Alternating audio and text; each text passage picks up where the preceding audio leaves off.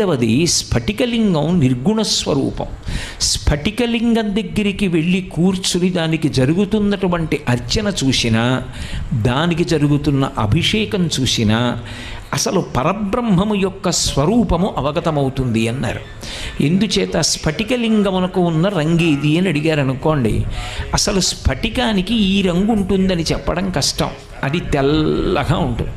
శాంతం పద్మాసనస్థం శశిధర మకుటం పంచవక్త్రం త్రినేత్రం అంటూ పరమశివుడు ఎలా ఉంటాడు అని వర్ణిస్తే స్ఫటిక మణినిభం పార్వతీశం నమామి. స్ఫటిక మణినిభం, స్ఫటికం ఎలా ఉంటుందో అంత తెల్లగా ఉంటాడు.